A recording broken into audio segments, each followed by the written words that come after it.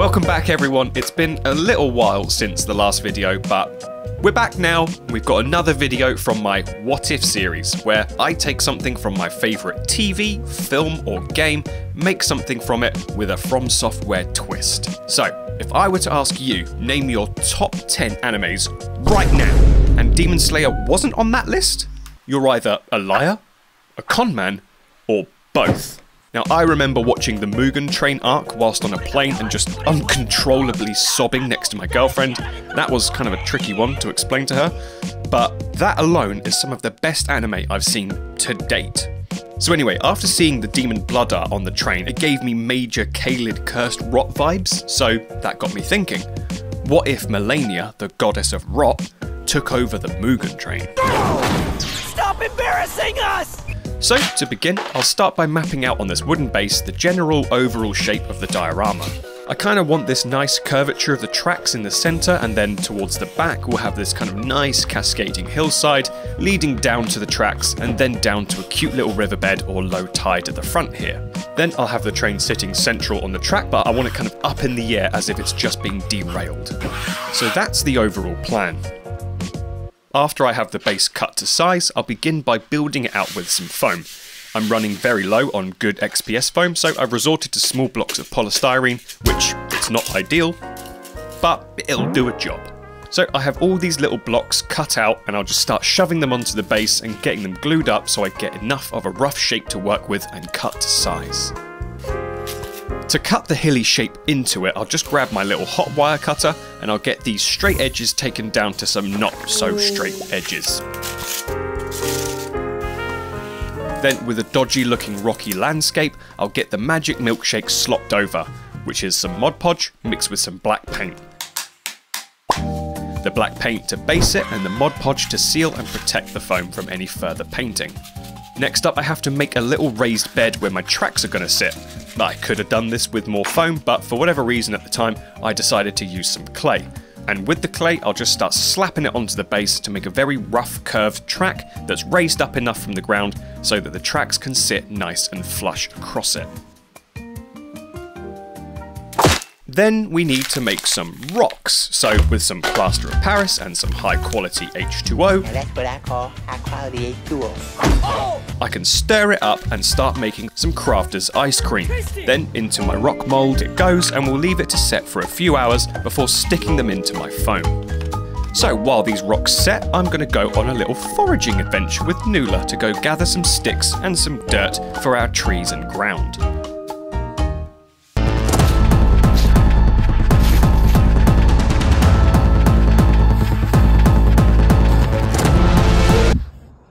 Go foraging? Do you want to go foraging? And off we went. I wanted to find a nice selection of twigs that can be used as the tree trunks that we're going to build realistic trees from. Take me to the twigs, fine steed. What about this one? No, you don't like that? Oh, we like that one. Look at all these fine miniature trees. Twigs are just miniature trees if you think about it. Life. Turbo mode engaged. Oh, there goes the lead. Okay, ready? Here she comes. Oh, very good. Get a dog, they said. It'll be fun, they said. Now we've got her favourite big puddle coming up, so £10 on says she jumps directly into. Oh, there we go. Yeah. Well, I think we've done enough foraging today, haven't we, pal?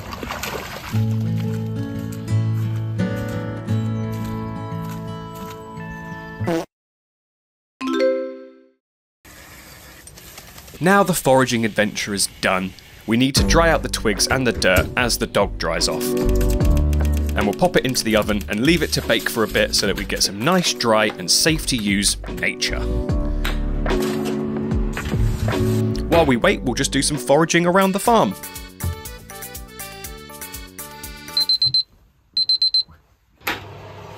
Now we have some baked nature ready to go. What are you doing? Nothing. Are you cooking sticks? No. I'm cooking sticks. and dirt. Sadly, my SD card corrupted and I lost some footage, which is always devastating, but being the professional I am, I didn't cry a lot.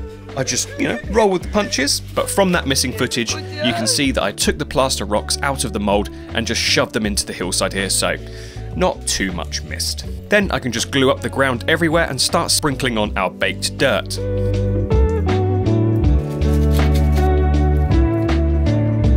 And there we got a big dirty base.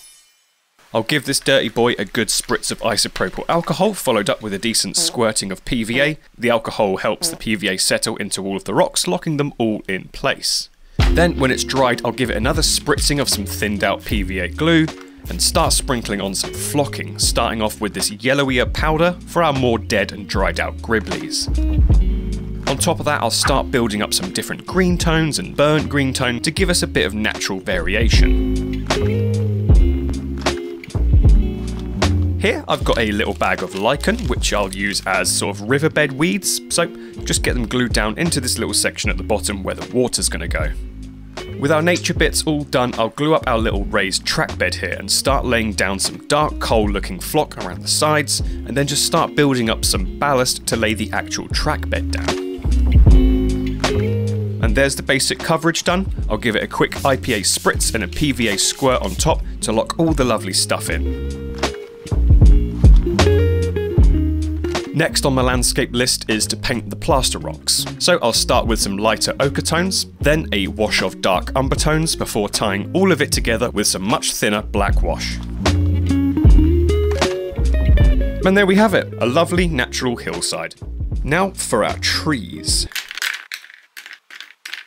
I'll get some nice choice stumps cut out from the various twigs to give us a good variation of trees to build up. Oh my god. Onto these baked little delights, I'll be gluing some seafoam branches, which is what I normally use for trees just on their own. Then I can just get these twiddly little bits stuck onto the tree.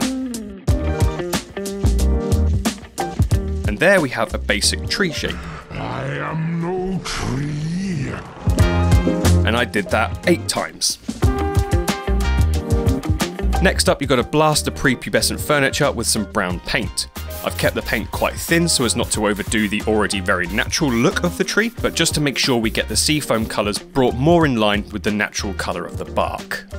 Once painted up, I'll fart some spray adhesive onto it and just start sprinkling on some clump foliage to build up some lovely green leafage.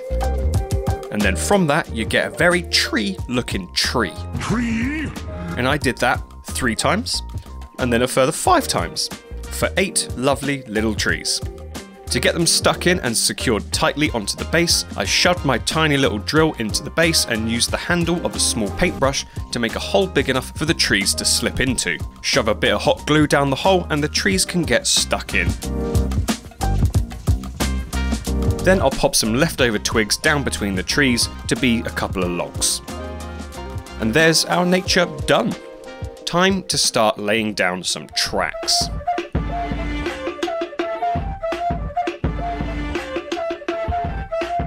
This is balsa wood, which is a very soft and malleable crafting wood, perfect to cut some tracks into. I'll just measure out the width and then just start scoring the individual tracks onto it.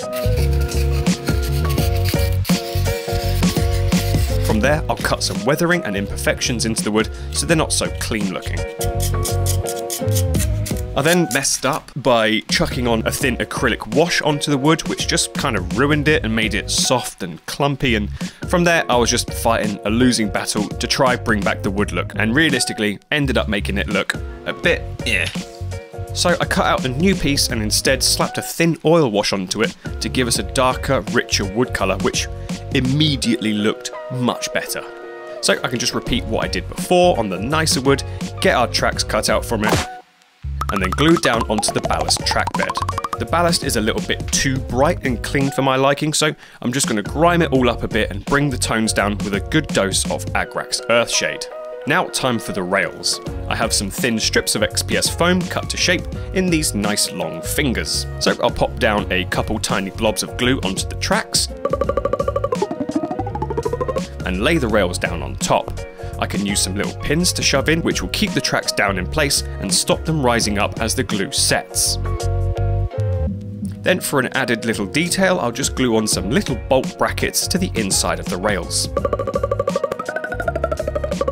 Slap a black Mod Podge milkshake onto the rails to seal them off, and once that's dried I'll start slopping on some metallic paints and finish it off with a wash of Nuln Oil to give us that nice contrasty gloss. Then I'll take us back to the 70s and start bushing the place up, sticking little clumps of foliage around for that added shrubbery flair. And to finish off, I'll give the rocks a little green shade wash for a bit of an algae vibe on it. Sorry, hi, I just need to interrupt today's build to ask another what if question. What if Dungeons & Dragons was celebrating 50 years by doing their first ever LEGO collaboration? And what if that incredible LEGO set was right here, right now to show you? Honestly, I can't believe I get to build this. As I'm sure you can tell, this kit is pretty huge. It's got 3,745 pieces. Thankfully, it comes with these instruction booklets with some really cool artwork. It's got ones for the tower, the tavern, the dungeon, but I feel like I'm going to go through the Cinderhowl Red Dragon because it just looks amazing. I feel like you never really grow out of thinking LEGO is cool. It's like a puzzle you have to solve, and if you're anything like me, you can spend absolutely hours surrounded by these LEGO bricks, which definitely makes it the perfect combination for D&D. In fact, the one Sunday a month that I'm not sat here building new models for the channel, I'm actually with my mates spending hours on our pirate-themed D&D campaign, so this literally is a what if we combined two of my favourite things moment. Now we have the dragon done, let's take a look at our tavern. As with most D&D taverns, we always want a removable roof. Thankfully, we get one with our LEGO tavern, so we can place all of our little pals inside and hopefully not start a big brawl. There we have a wonderful 2-story tavern ready for a party to take a long rest. Speaking of parties, we have a collection of little folk in this set. We have a dwarf cleric, a gnome fighter, an orc rogue, and an elf wizard. Alongside these guys we also have a beholder, an owlbear, and a displacer beast. So we've seen the dragon and the tavern, now let's see a dungeon. This sits beneath the tower, and here's how it's looking. And at the back here we've got a little prisoner trapped behind the little door. So let's turn our attention to the main section. I always played with LEGO growing up as a kid. My mum collected it when she was a child, and she has some of the awesome original sets. We never had anything this big though. Now the main bottom bit is done, we can attach it to the tavern. And now we can finish off the tower. There's lots of little hidey holes throughout this build with lots of hidden treasure in them, which is pretty cool. And with the tower done, we can attach all the sections together. Wow.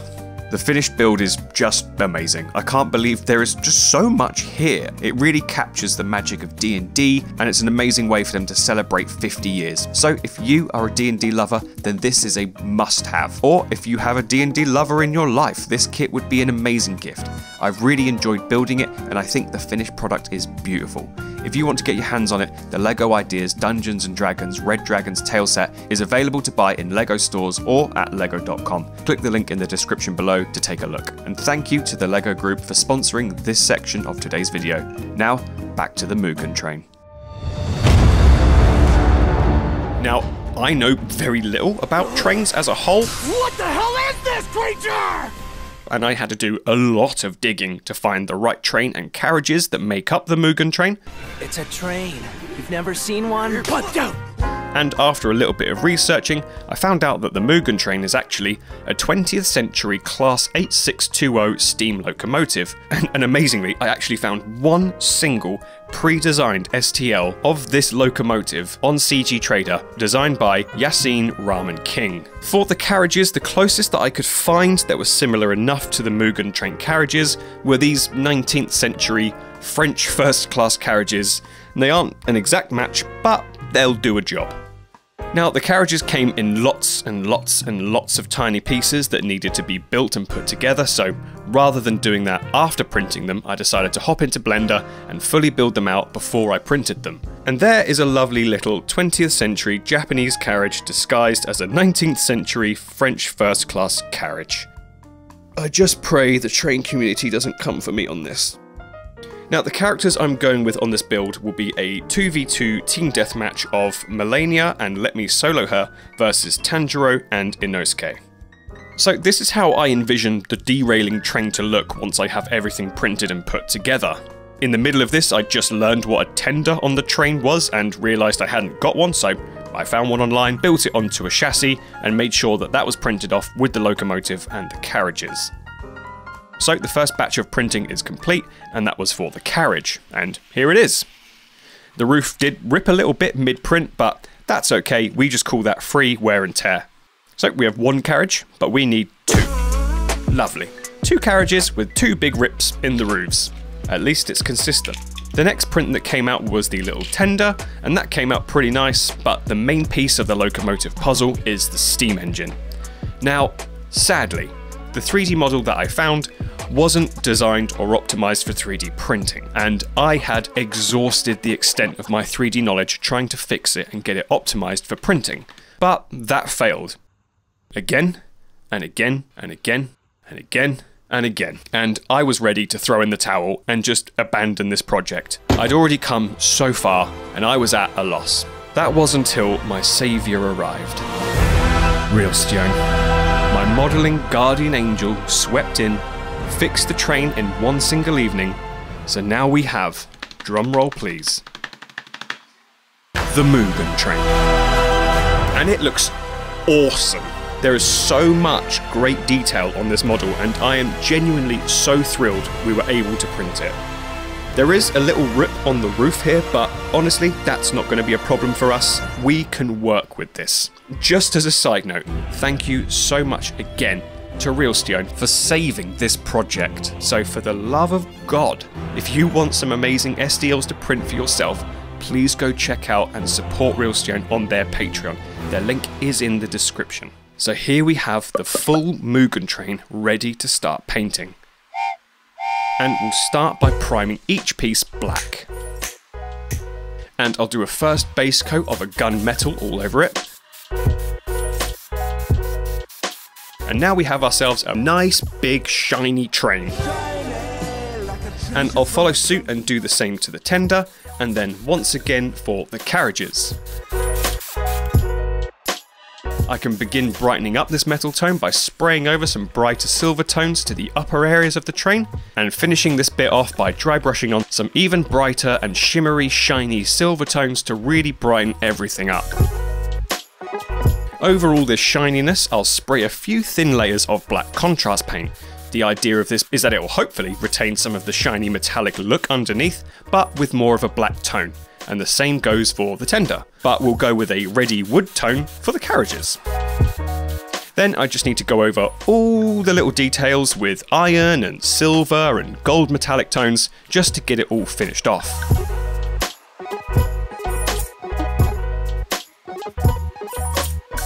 And here is how our little Mugen is looking. And I did the same for the tender as well, and that's how this is looking.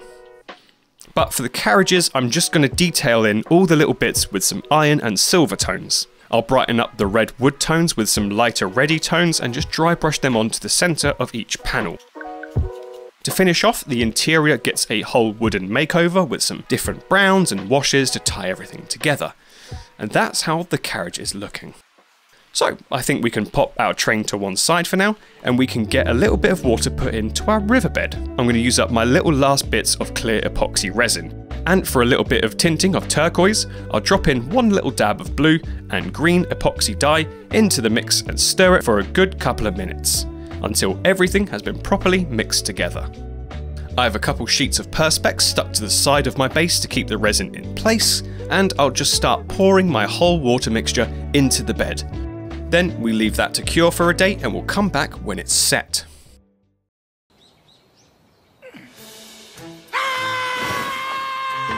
So it's been a day, and I'll break off these little perspex walls and we can see how the water is looking. Well, that's another job jobbed for the Mugen Train. All that's left for the water is to tidy up any little straggly bits and add some water ripples in by slopping a load of gloss Mod Podge onto the water and start blowing it around with my airbrush. We'll create a little bit of foaming at the edges of the water with a mix of Mod Podge and snow powder, and we'll just start sticking this little clumpy slop onto it. To finish this little bit off, I'll just go over it with a bit of white paint and add some small wave textures in. Now to start getting the train in position. I had a couple different ways I was going to go about it, but I thought I'd give these clear acrylic rods a go. I just need to get them split up into smaller chunks, then they can be shoved into these handy little resin drain holes that I made at the bottom of the model.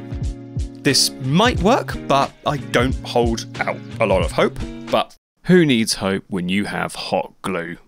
And the same goes for the tender and the carriages, and I'll get some little holes drilled into place so that these train bits can get stuck in. Yeah, so I immediately gave up on the acrylic rods and instead shoved some thick armature wire up its butt, and this way at least it gives me some more flexibility to reposition the train how I want it. And there we have a little derailing train, how fancy. So the main thing I wanted to make on this train is the crazy blood demon art that takes over the train with all the crazy eyes and bulging tendrils coming out of it. And the way I thought to do this was to create a bunch of tendril shapes,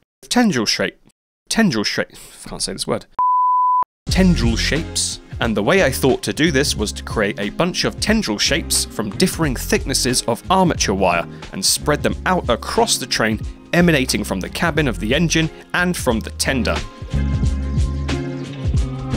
Now, for the eyes, I got this idea from a recent North of the Border build. So what we do is we take some cachemons, which are typically used for jewellery, perfect for weird eyes. Then I can pop down some tape and lay the clear lenses out. And we start by painting in the pupils and layering everything up. I'm also going to try and make the lower rank 1 insignia for the pupils on the larger eyes that you see in the show. With the pupils painted in, we start layering up the iris colours. Now, the eye colour of Enmu is the nice aqua blue, so I'll just start layering different tones of blue, painting from the centre outwards. And to finish off the eyes, I'll slap a nice royal blue over the top to cover the entire back, and we should get a few cool looking eyes. That's a lot of creepy eyes.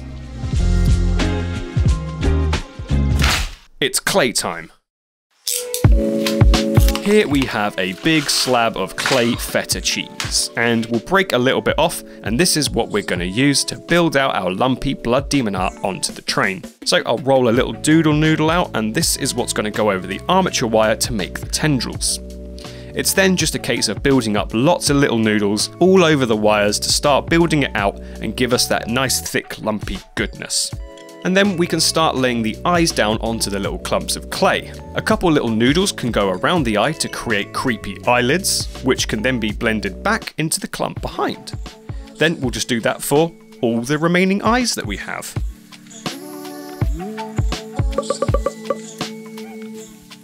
The main heap of demon gunk is in the tender, which is ironically powering the train, so lots of clay gets dumped in the tender along with one of the main larger eyes with the demon rank insignia on it. And once the clay has dried, we can start slapping some paint on. Some blue tack can go over the eyes to protect them while we prime it and base it. I'll start by priming the entire thing with some white primer, then we can pop on our first coat of paint, which will be this very vibrant pink, turning it from blood demon art into Barbie blood art.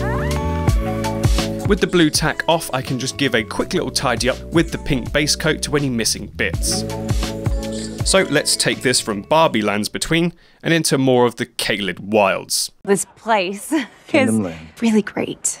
And the Kens really are just better at ruling. Well, we just took patriarchy and, made a patriarchy. Yeah.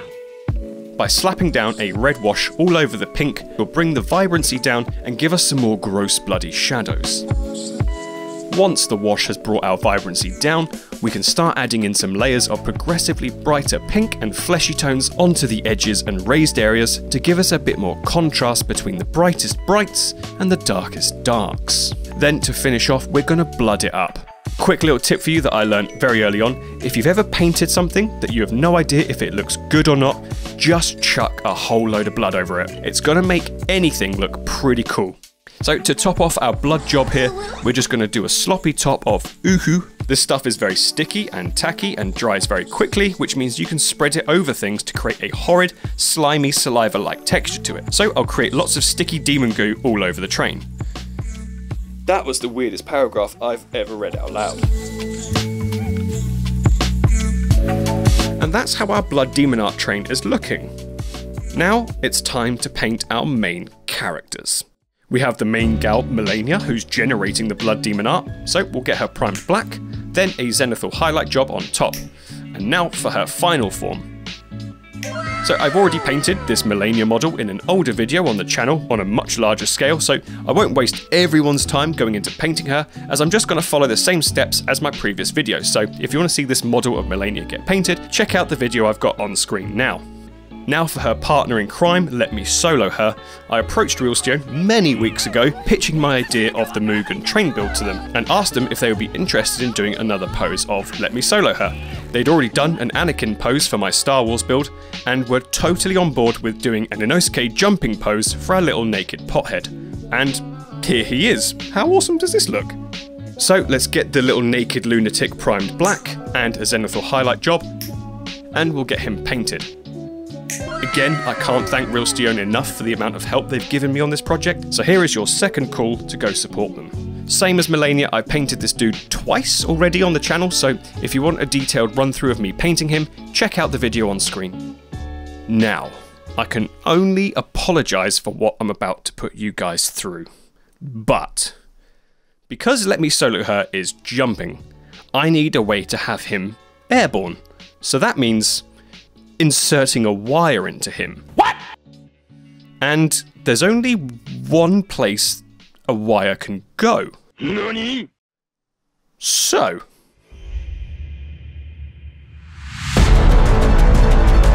No. Wait.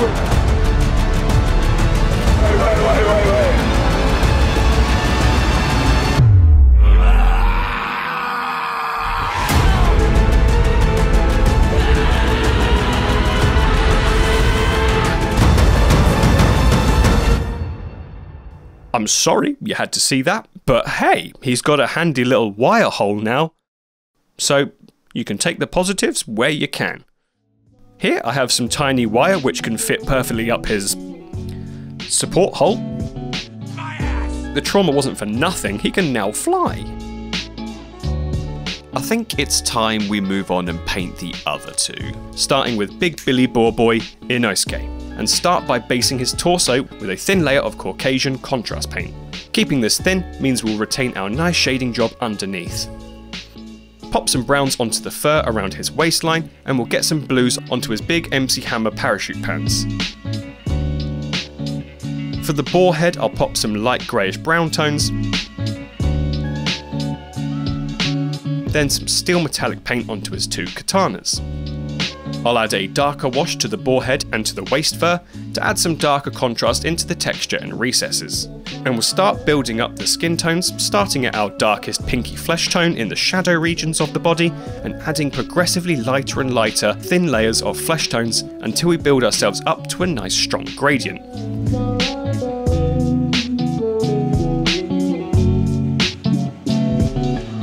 So far, so good, it's turning into a jobbed. Same as the skin, I'll just start brightening up the furs with thinner, brighter tones. Then tickle some white onto the eyes and onto the tusks. We'll brighten up his pants with some more layers of brighter and brighter blues.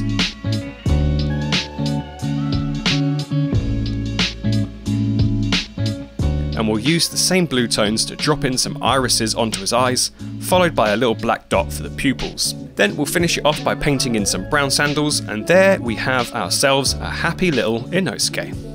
Now for the true sun boy himself, Tanjiro. Same as the others, we'll prime him black, followed by a layer of zenithal highlight, and then on to painting him. So yeah, remember earlier when I said my SD card corrupted and some footage files were lost? Well, yeah, it also corrupted the start of painting of literally the main character, but it's nothing a little catch-up demonstration can't solve. I based his cloak green, his skin a skin tone, his hair a dark brown, his pants black, and his socks white. Lovely. Now the footage is back online, and I'm just detailing in the little checkerboard designs on his cloak. Once painted, I need to generate a little object source lighting on him for the fire reflections. Now this model is so tiny that I don't think airbrushing is a good move, so I'll do it by painting extremely thinned down layers of paint and slowly building up multiple layers. I'll start with the white to give us the bright points, and then move into an orange tone over the white, falling off further into the cloak, and finishing off by brightening up the edges with some stronger yellow pigments. And there we have a little Tanjiro. We'll finish off the painting section now by painting his sun breathing technique, starting off with a base of medium yellow, then moving on to a thin orange layer, blending from the tops of the flames downwards. And then I'll use some brighter yellow tones to beef up the hot points of the flame spiral, and then some reds to go over the tips of the orange layer, then a little tickling of black to go on the very tips to give us that burny smoke vibe.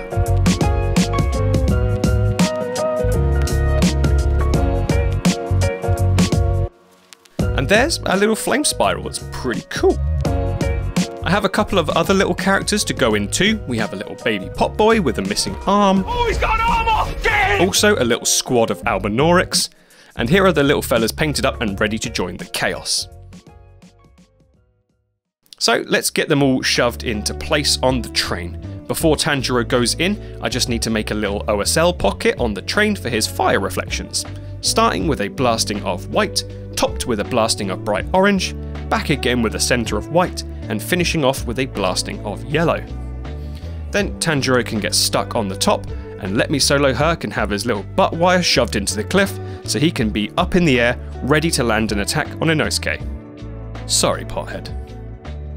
Our little pot boy can hang around in the trees, and the little Albies can be dotted around the landscape staring in absolute confusion and bemusement at the utter carnage taking place on the train. And that wraps up the build.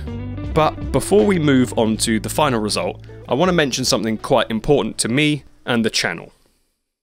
At the start of this year, my partner Vic and I, we lost someone very dear to us, an incredible man called Ron. Before Ron passed, he gifted me some of his old carpentry tools. One of those things being his last carpenter's pencil. This pencil that I've used across all the models I've made on the channel to date. He loved model trains and would often show me his collection and tell me all about them in great detail, even though I knew very little. And when I started this channel, he took special interest in all the models I've been making. After finishing my first ever train-inspired piece, Vic and I both spent some time together painting some model trains with each other. And I felt like this was a perfect time to make a little tribute to Ron and retire the pencil that he gave me. I decided to frame it alongside a beautiful reading that Vic wrote and read at his funeral, titled Structural Integrity, about how even though you lose a loved one, their teachings and their presence live on through you within the foundations you build your life upon. So I have the pencil framed here with the reading, and I gave it to Vic earlier this month for her birthday. So yeah, this one's for you, Ron. Thanks for listening, thanks for watching, and now on to the final result.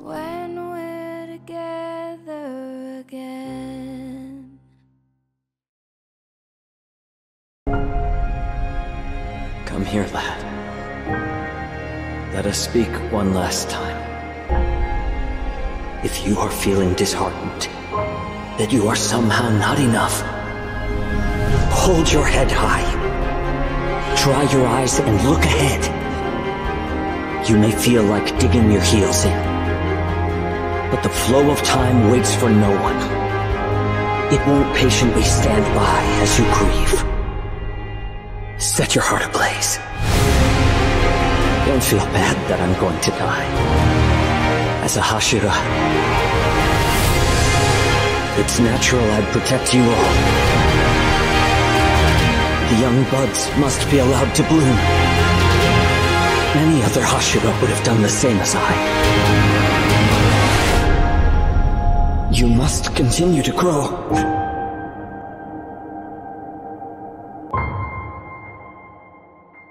I hope you enjoyed this episode, and if you did, please drop the video a like, hit subscribe if you haven't already, and let me know in the comments which team would win this fight, Team Malenia and Let Me Solo Her, or Tanjiro and Inosuke.